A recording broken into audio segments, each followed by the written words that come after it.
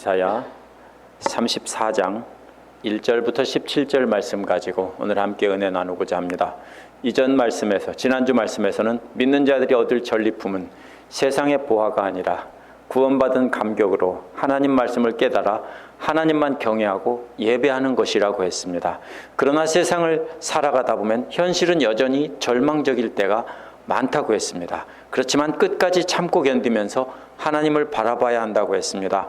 하나님께서는 하나님께로 피하는 자들만 남기고 거짓으로 하나님 안에 머무는 자들은 모두 다 태워버리신다고 했습니다. 오직 하나님만 바라보며 하나님께 피하는 자들만 구원을 받고 영원히 산다고 했습니다. 이제 오늘 말씀은 하나님께로 피하지 않고 하나님을 대적하는 자들을 완전히 진멸하여 없애시고 그들의 신들까지도 다 가루로 만드신다고 말씀하십니다. 또 그렇게 대적들을 다 멸하신 다음에는 그들의 소유인 들소와 송아지와 황소들까지도 남김없이 다 진멸하신다고 했습니다. 그뿐 아니라 그 땅을 완전히 다 불태워서 흔적조차 없게 하시고 회복되지 못하게 하신다는 겁니다. 이 말씀을 보면서 우리는 하나님을 대적하는 것이 얼마나 두렵고 무서운 일인지 깨닫고 하나님께로 진심으로 피하여서 영원히 사는 자들이 되도록 하면 좋겠습니다. 첫 번째로 대적하는 자들과 그 신들까지 완전히 멸한다고 했습니다. 1절부터 4절입니다. 1절은 먼저 나라들에게 가까이 와서 들으라고 합니다. 나라들이란 온 세상 모든 이방 나라들을 뜻합니다.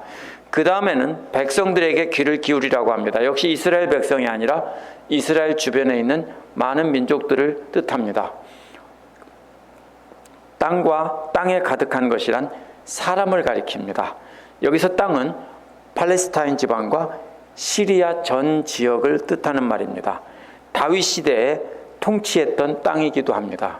그러나 이 시대에는 이방 나라들이 주변에서 차지하고 있는 땅입니다. 그 다음에는 세상과 세상에서 튀어나오는 모든 것인데 역시 사람들입니다. 이번에는 멀리 있는 모든 이방 나라들을 뜻합니다. 그러니까 계속 말하는 것은 무엇입니까?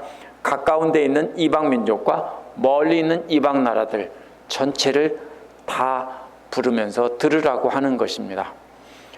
나라들이란 멀리 있는 모든 나라들을 뜻하고 민족들이란 이스라엘 주변의 민족들을 뜻할 수 있습니다.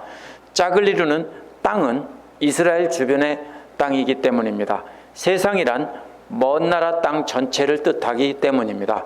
따라서 이는 모든 나라 백성들과 땅에 가득한 모든 사람들과 세상에서 튀어나오는 모든 사람들에게 귀를 기울여 들으라는 것입니다. 2절은 원어에서 왜냐하면이라는 말로 시작합니다. 왜 모두 다 가까이 와서 들어야 하는가 하면 이런 뜻입니다. 여호와께서는 모든 나라들에게 진노하셨고 모든 군대들에게 분노하셨다는 겁니다. 여기서 진멸이란 말은 완전히 파괴하라는 것입니다. 아무것도 남기지 말고 다 없애고 아무것도 갖지 말라는 것입니다. 본래 전쟁에서 이기고 나면 많은 것이 생깁니다. 적의 말들과 무기들과 모든 귀한 보물들, 옷까지 다 베껴갑니다. 그런데 그러면 오늘날로 말하면 큰 돈이 생기는 것인데도 수지 맞는 일인데도 그것을 하지 말라고 하는 겁니다. 진멸하라고 했을 때는 아무것도 손대면 안 됩니다. 여호수아 11장 20절에서도 원주민들을 완전히 진멸하라고 한 까닭이 여기서 나옵니다. 악하고 더럽기 때문에 전염병과 같기 때문에 완전히 없애버리라고 어떤 민족들은 했습니다. 또 사무엘상 15장 9절에서 하나님은 사울에게 완전히 진멸하라고 했습니다. 그런데 사울은 좋은 양들과 소들과 송아지들과 새끼 양들을 챙긴 내용이 나옵니다. 진멸하라고 했을 때는 완전히 멸하고 아무것도 손대면 안 됩니다. 물건뿐 아니라 모든 사람까지도 완전히 다 살해당하도록 버려두시기로 작정하셨다는 겁니다. 3절은 죽은 자들이 내동댕이 쳐져서 그 시추에서 악취가 난다고 했습니다. 홍수처럼 흐르는 비에 산이 무너진다고 했습니다. 한번 상상해 보십시오. 홍수가 나면은 산이 흙더미가 막 무너져 내려서 산사태가 납니다. 그런데 피가 그렇게 흐른다는 것입니다. 얼마나 많이 죽었으면 그렇게 흐른다고 했을지 상상을 해야 됩니다. 이들은 죽기 전까지 생각하고 꿈꾸던 자들입니다. 자기들이 많은 것을 세상에서 누리고 계획했던 자들입니다. 하나님을 대적하던 모든 자들이 시체가 되어서 썩는다는 것입니다. 죽은 자를 명예롭게 하는 것은 땅에 묻어주는 것입니다. 그러나 이렇게 땅 위에 방치하는 것은 수치스러운 일입니다. 이는 또한 우리도 죽어서 썩어 없어질 것을 생각하게 하는 말이라고 볼 수 있습니다. 하나님을 믿고 하나님께 피하지 않고 세상의 강한 자들을 믿고 세상의 강한 자들에게 피하면 모두 다 이렇게 내동댕이 쳐져서 저주받은 시체들이 된다는 것입니다. 이거 잘 생각해야 됩니다. 우리는 하나님을 믿고 하나님을 의지해야 되는데 우리가 세상 걱정, 근심에 빠져 살다 보니까 자꾸 세상 것을 의지하기 때문에 이건 문제가 되는 것입니다. 그렇게 하면 안 된다라고 경고하고 있는 것입니다. 하나님의 심판은 하나님을 대적하는 자들을 완전히 멸하시는 것으로 끝나지 않습니다. 4절에서는 해와 달과 별들이 떨어져 가루가 된다고 했기 때문입니다. 원어는 모든 하늘의 군대가 낡아 없어진다라고 했습니다. 이 가진 성경책 껍질이 다 부서지셨죠? 부서 떨어지죠? 인조 가죽이기 때문에 그래요. 왜 그러냐면 진짜 가죽은 너무 비싸기 때문에 사실 성경책 그 값으로는 이게 만들 수가 없어요. 타산이 안 맞으니까 오늘날은 다 인조 가죽으로 만듭니다. 오래되면 낡아 떨어지죠. 그것처럼 하늘이 어떻게 된다고요? 가루가 돼서 낡아서 부서진다고요. 하늘 군대들이. 하늘의 군대들은 영원히 변하지 않을 것 같은 하늘에 있는 수많은 것들입니다. 그런데 다 낡아진다는 것입니다. 하늘의 군대란 단순히 해와 달과 별이 아닙니다. 하늘의 군대란 하나님을 믿지 않던 자들이 영원한 존재라고 생각하던 모든 신들을 가리킵니다. 그 신들이 너무 많기 때문에 군대라고 한 것입니다. 하나님을 대적하는 자들이 믿던 모든 신들은 다 낡아져서 가루가 되어서 흩어져 버린다는 것입니다. 뿐만 아니라 하늘도 두루마리처럼 말린다고 했습니다. 두루마리가 뭡니까? 옛날에 책처럼 쓰이던 겁니다. 그것을 펴놨다가 둘둘 말아서 치우면 없어지는 거죠. 하늘도 그렇게 없어진다는 겁니다. 이 모든 것들이 다 포도나무 잎과 무화과나무 잎이 말라서 가루가 돼서 부서지는 것처럼 신들의 활동 무대인 하늘까지도 그렇게 다 가루가 돼서 없어지고 신들도 없어지고 신들의 활동 무대도 두루마리처럼 다 말려서 사라진다는 겁니다. 순서를 잘 기억해야 됩니다. 하나님을 대적하는 자들이 다 죽어서 홍수날 때 산사태가 나는 것처럼 그 피가 다 콸콸 흘러내린다고 했고요. 다 죽는다는 뜻입니다. 그 다음에는 그들의 신들까지도 다 죽고 신들의 활동 무대까지도 두루마리처럼 다 말려서 없어져서 다 없어진다는 겁니다. 뭐가 남았습니까? 이제 아무것도 없습니다. 그런데 5절에서 8절에는 또 나옵니다. 대적하는 자들의 모든 소유를 완전히 멸하신다는 것입니다. 5절은 왜냐하면 이라는 말로 시작하는데 왜냐하면 나의 칼이 하늘에서 흡족하게 마셨으니라고 했습니다. 어떻게 했습니까? 하나님의 심판의 칼이 하늘에서 모든 하늘 군대들을 다 쳐서 멸하셨습니다. 그래서 그 피를 흡족하게 마셨다는 겁니다. 앞에서 이방 모든 신들을 다 쳐서 죽여버렸다는 것입니다. 그래서 하늘에서도 피의 잔치가 벌어졌다는 것입니다. 이제는 땅을 심판할 차례입니다. 그래서 하나님의 심판은 하나님을 대적하는 나라들의 대표로 등장한 에돔에게로 떨어집니다. 그러나 에돔만 심판한다는 뜻이 아니라 에돔을 예로 들은 것입니다. 하나님은 하나님의 칼에 명하여 완전히 진멸하라고 하셨습니다. 진멸한다는 말은 2절에서 나온 말과 같은 말입니다. 아무것도 남기지 말고 완전히 멸하고 어떠한 전리품도 취해서는 안 된다는 것입니다. 마치 무서운 전염병에 걸린 지역을 봉쇄하고 다 땅에 파묻고 불에 태우는 것과도 같습니다. 그런 전염병에 관한 한국 영화가 있죠. 뭔지 정확히 부산행인가요? 아닌가요? 부산행이 아니고 뭔가 전염병에 관한 한국 영화가 있습니다. 그래서 막 다 태우는데요. 다 죽이고 불살르고 이러는 영화가 나옵니다. 있습니다. 잘 기억은 안 납니다. 그런 것과도 같습니다. 다 없애고 다 태우고 아무것도 가지면 안 되는 겁니다. 먼저 하나님을 대적하는 자들을 없애고 모든 신적인 존재들까지 다 멸한 다음에 그 다음에 하나님을 대적하는 모든 사람들이 멸망하게 됩니다. 6절은 재물을 잡은 칼의 모습을 묘사합니다. 하늘을 신적 존재들을 멸하다가 이제는 땅에 있는 에돔 땅을 다 멸했는데 이번에는 주님의 칼이 양과 염소의 피에 흥건히 졌고 순양의 콩팥에서 나온 기름이 엉겨 붙었다고 했습니다. 이는 계속해서 희생제물을 잡는 모습인데요. 제사를 드리기 위해 잡는 게 아닙니다. 그들의 희생제물을 다 없애는 모습입니다. 그런데 피와 기름이 뒤범벅이 된 채 엉겨 붙은 칼의 모습을 묘사하고 있습니다. 에돔이 희생제물이 되어 누군가를 구한다는 뜻이 아닙니다.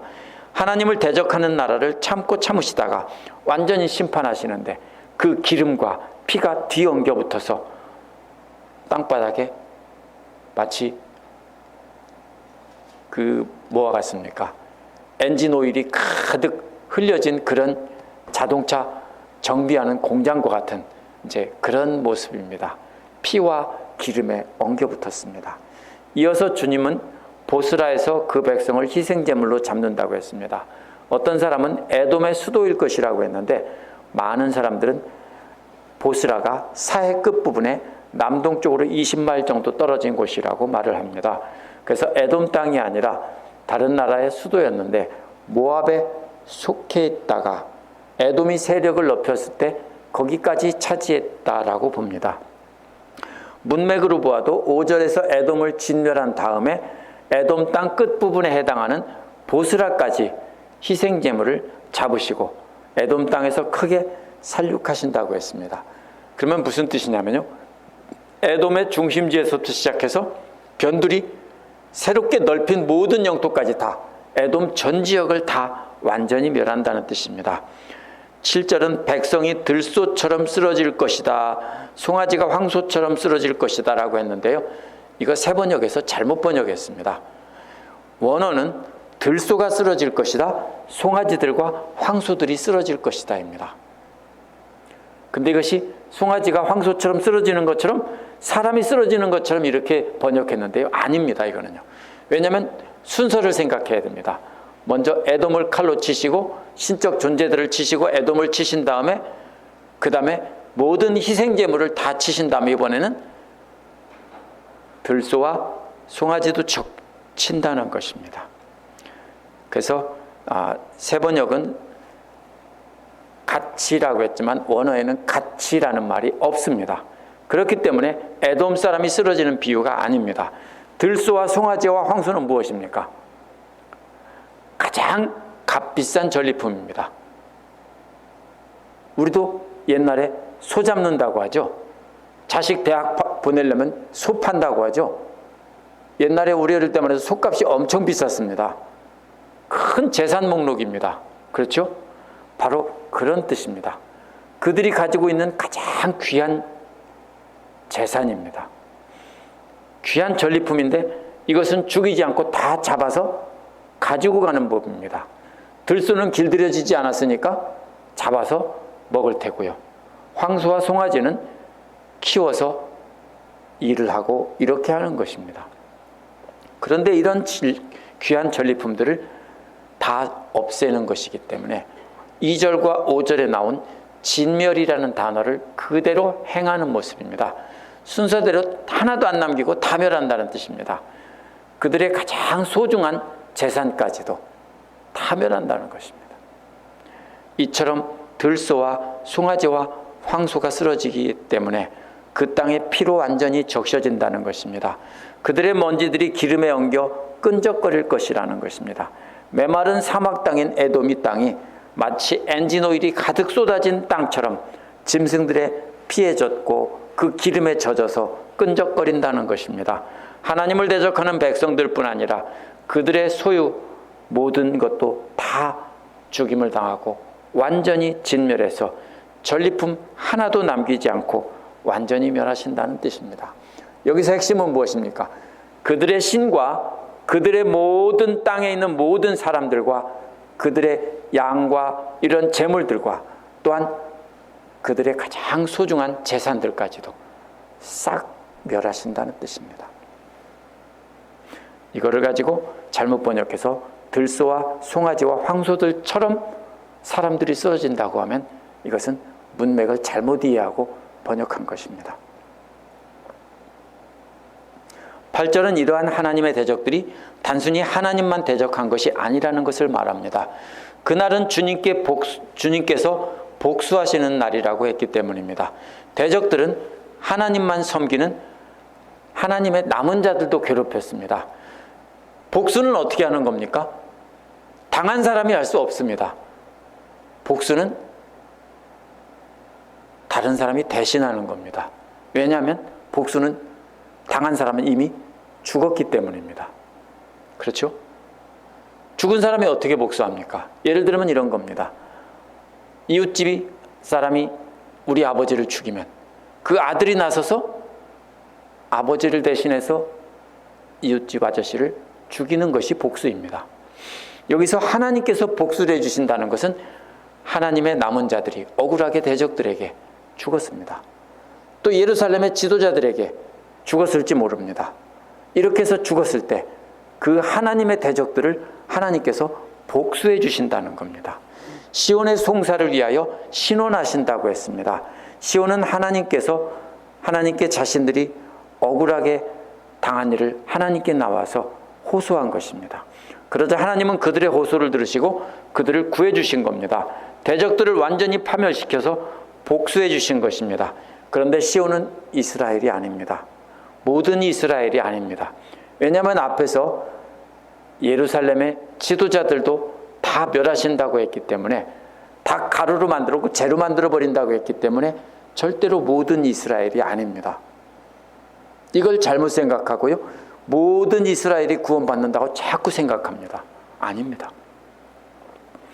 회개하고 하나님께로 피한 남은 자들이 시온입니다.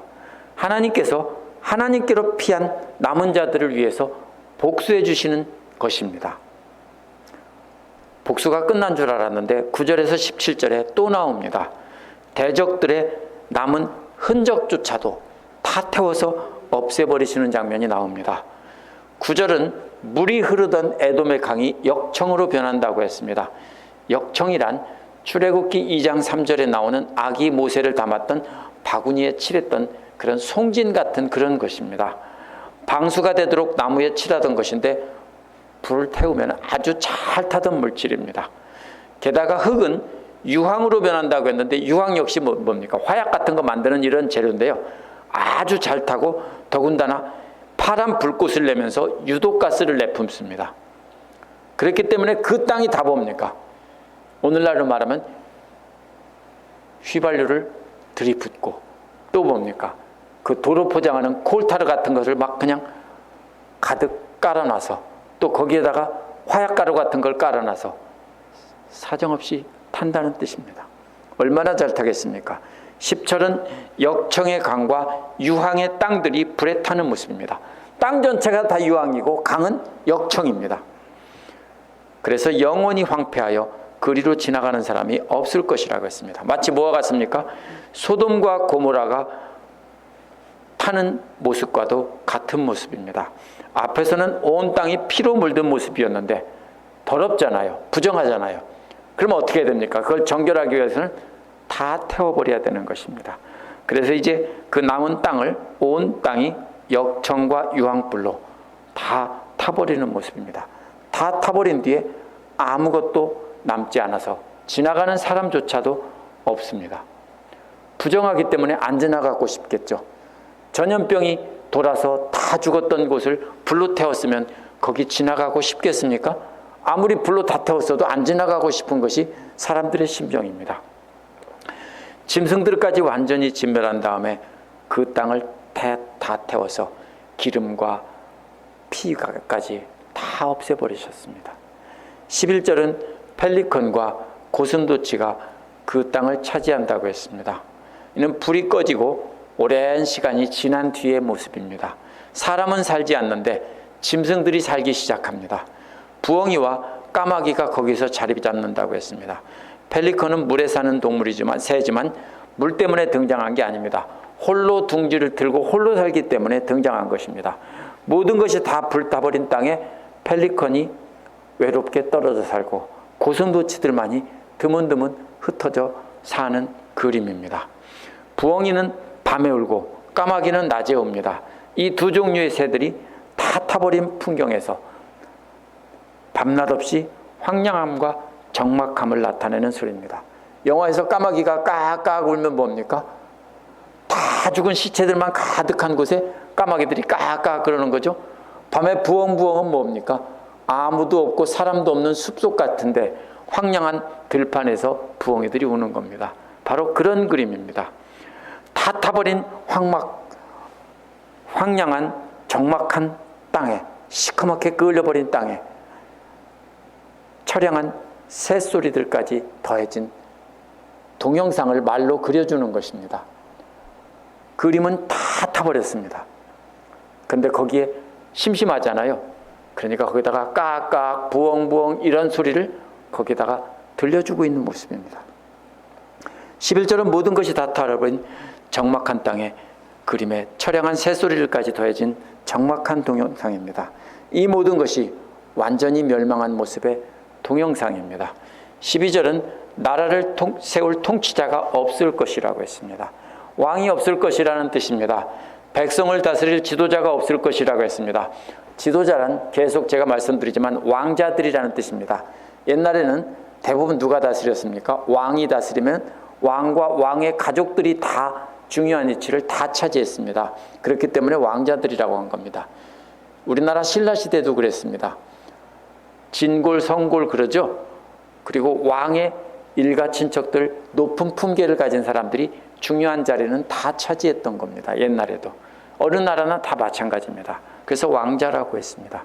왕을 도와서 통치할 왕자들이란 왕의 가족들로 이루어진 귀족들, 그 일가 친척들입니다.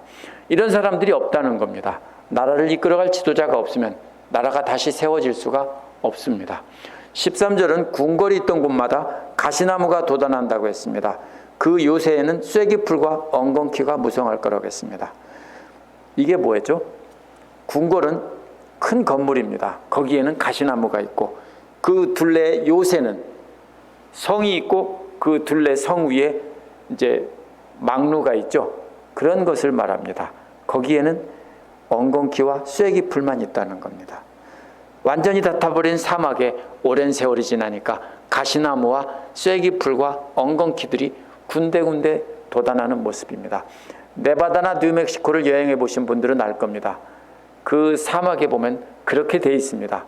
황량한 사막에 작은 가시나무 같은 것들이 있고 드문드문 그런 풀들이 돋아나 있습니다. 사막에 사는 풀들이요. 그런 모습입니다. 그런데 또 승냥이 때에 굴이 될 것이라고 했는데 승냥이는 영어로 자칼입니다. 늑대보다는 좀 작은 그런 개같이 생긴 동물들입니다. 그 울음소리가 장례식장에서 곡하는 사람들의 울음소리 같다고 합니다. 역시 앞에서 처량한 동영상에 자칼의 울음이 더해진 모습입니다.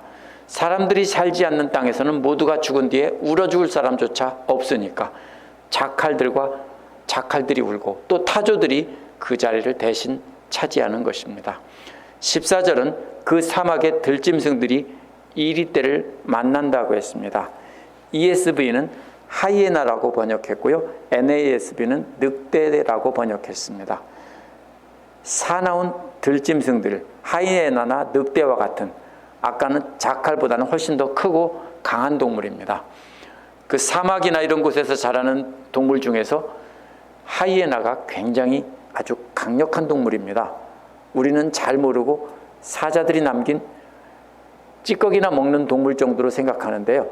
사실은 때를 이루어서 사자들과도 맞서 싸우는 동물들이고요. 큰 동물들, 소나 뭐 이런 것들, 코뿔소 같은 것도 이 하이에나들이 사냥을 합니다.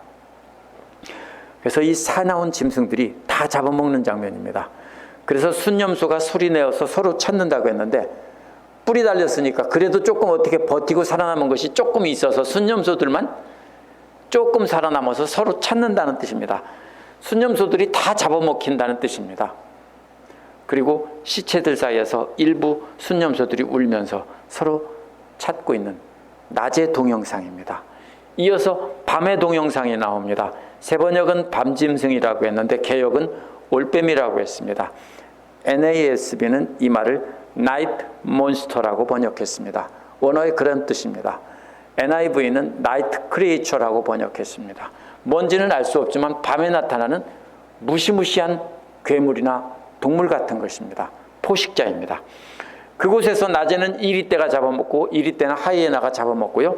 늑대가 잡아먹고 밤이면 괴물 같은 날짐승들이 다 잡아먹는 모습입니다. 15절은 부엉이들이 알을 까서 새끼를 부화시키는 모습이 나옵니다. 솔개도 짝을 짓는 모습이 나옵니다. 부엉이는 밤의 포식자고 솔개는 낮의 포식자입니다. 낮에는 솔개가 잡아먹고 밤이면 부엉이들이 잡아먹습니다. 그래서 그 땅에는 솔개들과 부엉이들의 집이 된다는 것입니다. 16절은 주님의 책을 읽어보라고 합니다. 이는 분명히 그대로 이루어진다는 것입니다. 이 짐승들 가운데서 어느 하나도 빠지는 것 없이 다 있게 된다는 것입니다. 또 그 짝이 없는 짐승이 없다고 했는데 끊임없이 번식한다는 뜻입니다. 주님께서 그렇게 되라고 명하셨고 주님의 영인 성령께서 그 짐승을 모은다고 했는데 주님의 책과 주님의 명령과 성령님의 행하심, 이 모든 것이 다 그대로 이루어진다는 뜻입니다. 17절은 주님께서 그 땅을 짐승들에게 나누어 주신다고 했습니다. 그 짐승들에게 손수 줄을 그어서 그렇게 나누어 주신다고 했습니다. 마치 원래는 어떻게 해야 됩니까? 땅을 줄자로 재서 그 땅을 하나님의 백성들에게 주는 것입니다. 그런데 이번에는 그 땅을 재서 짐승들이 차지한다는 겁니다. 짐승들이 영원히 차지한다는 겁니다. 완전한 멸망입니다. 다시는 회복되지 못하는 겁니다. 완전히 불타버린 뒤에 풀만 나고 가시나무가 돋겠지만 사람도 전혀 없고 초식동물들, 약한 동물들은 다 잡혀먹고 육식동물 작은 거 큰 것들이 있는데 그것마저도 어떻게 합니까? 서로 잡아먹고 잡아먹히는 그런 땅이 된다는 것입니다. 이것이 하나님의 심판입니다. 아무것도 남지 않는다는 것입니다. 그러면 이걸 가지고 박수를 치면서 우리는 하나님께서 이방 민족들을 다 멸하시고 유대인들만 살아남고 이스라엘만 회복시켜 주신다 이렇게 이해합니다. 아닙니다. 몽땅 싹 멸하신다고 했습니다. 왜냐하면 33장에서 어떻게 나왔습니까? 이방 민족에서부터 하나님의 그 시온선에 있는 예루살렘 지도자들까지 다 태워 없애신다고 했기 때문에 모두 다 멸하시는 겁니다. 그럼 누구만 남습니까? 하나님의 날개 아래로 피하는 사람만 남겨놓고 나머지는 모두 멸한다는 뜻입니다. 오늘 말씀에서 하나님을 대적하는 자들을 진멸하시는 차례는 이렇게 되어 있습니다. 제일 먼저 대적을 멸하신 다음에 그 의지하는 신들을 멸하신다고 했고 그 소유를 멸하신다고 이렇게 되어 있습니다. 그런 다음에 에돔을 예를 들어서 그 땅을 완전히 불태우시고 다시 회복되지 못하게 하신다고 했습니다. 오늘날도 하나님께서는 똑같은 경고를 하십니다. 먼저 하나님을 대적하는 자를 멸하시고 그 신들을 멸하시고 그 신들이 뭡니까? 오늘날은 세상의 재물과 권력과 명예들을 흔적도 없이 사라지게 하시고 그들이 살았던 흔적조차도 다 불태워서 없애버리신다는 겁니다. 하나님을 대적하는 자들이 그렇게 애쓰고 노력해서 성공하고 이룬 것들은 아무것도 남지 않게 다 태워버리신다는 뜻입니다. 이것이 하나님이 오늘날 하신다는 뜻입니다. 그런데 현실을 보면 하나님을 대적하는 자들은 세상에서 떵떵거리며 살아갑니다. 자신들이 가진 세상의 신들을 자식들에게 물려주면서 대대손손 떵떵거리며 살아갑니다. 33장에서도 그렇게 말했습니다. 오늘 말씀에서도 역시 마찬가지입니다. 하나님의 날개 아래로 피하는 자들은 여전히 고통 가운데서 살아갑니다. 지난주 말씀인 33장에서도 지혜와 지식을 바탕으로 하나님께 순종해도 여전히 현실은 절망적인 상황이라고 했습니다. 그러나 하나님을 대적하는 자들이 그렇게 애써 얻은 것은 왕겨와 지푸라기만 남고 다 태워서 그것들이 없어지는 것이 오늘 말씀과 똑같습니다. 사탄의 속임수에 넘어가지 않고 하나님께서 일어나실 것을 믿고 고통 중에 참고 견디면 하나님께서는 그 사람들만 살려주시고 나머지는 다 태우신다는 겁니다. 지난주에는 왕겨와 지푸라기만 남았다고 했는데 거둔 소도 그거를 다 불태우면 아무것도 없어지는 거죠. 오늘 말씀에서도 기름과 피가 뒤엉킨 그 살육의 현장을 불로 다 태워 없애버리시면 아무것도 남지 않는 겁니다. 그것이 하나님의 심판입니다. 예레미야 3장 22절에 보면 여호와의 자비와 긍휼이 무궁하심으로 우리가 진멸되지 아니하며하리다 라고 했습니다. 우리가 잘한 것이 있어서 진멸되지 않는 게 아니라 여호와의 자비와 긍휼이 무궁하기 때문입니다. 하나님께로 피하면 우리가 죄인임에도 불구하고 하나님께서는 우리를 살려달라고 우리가 애원하시는 걸 하는 걸 보고 불쌍히 여기셔서 자비로 긍휼을 베푸셔서 우리가 진멸되지 않는다는 뜻입니다. 우리가 거룩하기 때문에 나는 구원받은 백성이야 거룩해서 착각하면 안 됩니다. 예수 그리스도의 이름을 가지고 나아가 살려달라고 했기 때문에 우리가 진멸되지 않는 것뿐입니다. 세상 영광이 우리를 유혹할 때는 완전히 진멸될 멸망의 유혹이라는 것을 알고 우리가 하나님의 날개 아래로 피해야 합니다. 예수 그리스도의 이름으로 하나님께 불쌍히 여겨달라고 우리는 간구하는 것입니다. 그때 하나님께서 우리를 구해주신다는 뜻이지 우리가 뭐가 잘나서 거룩해서가 아닙니다. 근데 자꾸 우리는 나는 좀 거룩한데 너는 망할 거야 이렇게 생각하고 나는 구원받은 하나님의 백성인데 쟤들은 다 지옥의 쓰레기통 불쏘시개감이야 이렇게 착각하면요 그게 무슨 생각이냐면요 이스라엘 사람들이 하는 생각이고요 이슬람 사람들이 갖고 있는 생각이에요. 자기들의 공동체는 다 살고 하나님께서는 이스라엘을 구원하고 나머지는 다 불태워 없애버리신다. 이슬람 사람들은 알라가 자신들만 지켜주시고 나머지는 다 없애버린다. 그러니까 자신들은 뭘 해도 상관없다. 오늘날 믿는 사람들도 뭐라고 그래요? 믿기만 하면 구원받는다. 그러니까 우리는 다 살고 나머지는 다 불태워 버리신다. 착각하지 마세요. 그렇다고 저는 행위로 구원받는다는 걸 말하지 않습니다. 분명히 믿음으로 구원받습니다. 그러나 우리는 자랑할 것이 없습니다. 왜냐하면 예수 그리스도의 피로 우리가 잘나서가 아니라 그 보혈의 피로 우리가 하나님 앞에 나아가 살려달라고 간구했을 때 예수 그리스도의 보혈의 피를 보고 하나님께서 우리를 긍휼히 여기시고 불쌍히 여겨서 구원해 주시는 것이지 우리가 뭐가 잘나서가 아닙니다. 오늘 말씀에서 에돔을 심판하신다고 한 것은 이스라엘의 가장 가까운 대적을 들은 것뿐입니다. 이방 나라만 멸하시는 게 아니라 하나님께서는 이사야의 말씀에 따르면 하나님의 자리를 차지하고 있는 예루살렘의 지도자들까지도 다 심판하신다고 했습니다. 예수를 믿는다고 하는 자들 중에서도 믿는 자들을 다른 잘못된 길로 이끈다면 2단 3단만이 아니고 정통 보수라고 하는 사람들도요 사람들을 잘못된 믿음으로 이끈다면 어떻게 하겠습니까? 멸하시겠습니까? 안 멸하시겠습니까? 너무나 당연한 말씀입니다. 그러면 목회자들만 멸합니까? 집사님들도 똑같아요. 나만 구원받았고 다른 사람은 멸시하면서 잘못된 방향으로 믿음으로 영향력을 끼친다면요 그런 사람들 하나님께서 함께 모아서 다 태우신다는 거예요. 마태복음 7장 22절에 보면요 그날에 많은 사람이 나더러 주여 주여 우리가 주의 이름으로 선지자 노릇하며 주의 이름으로 귀신을 쫓아내며 주의 이름으로 많은 권능을 행하지 아니하였나이까 하리니 라고 했습니다.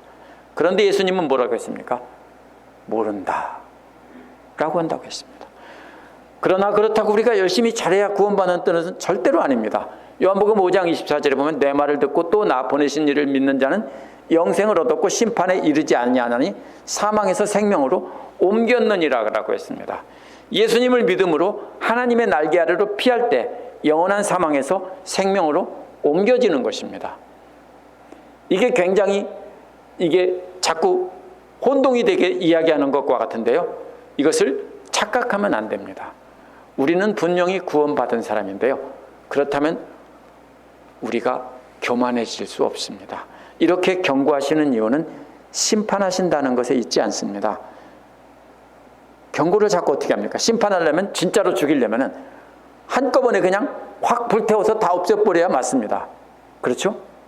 근데 차례차례 없애시는 모습은 본보기로 경고하시면서 회개하길 기다리시는 겁니다. 돌아오라는 겁니다.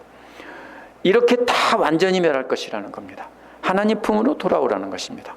우리도 하나님 품으로 피해야 합니다.